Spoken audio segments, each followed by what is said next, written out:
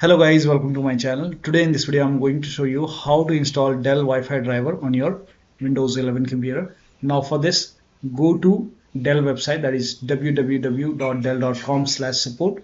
Now once you go to this website, over here enter your service tag number or express service code, or when you click on it, if you see your model number, you can select your model number, or you can click on browse all products and then go to computers, select your computer over here. Make sure that you select right series and right model number, and once you select your computer, go to drivers and downloads and then scroll down and then click on expand over here and then select Windows 11 and then click under category, click on this drop down option, and then you will see network, Ethernet and wireless. Put a check over here. Once you put a check, now scroll down.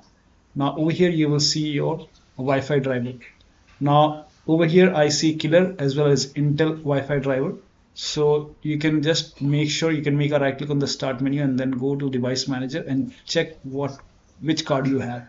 So expand network adapter, and in my case it's Intel Wi-Fi. So for me it's Intel, not killer.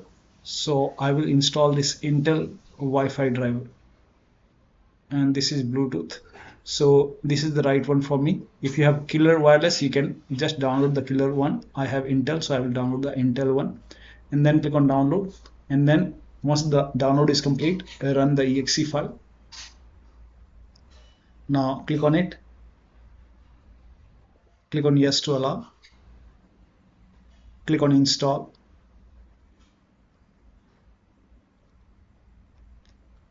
Now click on next, agree, install, and let the installation complete. Now click on finish. The update installer operation is successful. Now you can restart your computer, and this is how you can install the Wi-Fi driver on your Dell computer. So that'll be all. Thank you so much for your time, and please like this video and subscribe to my channel.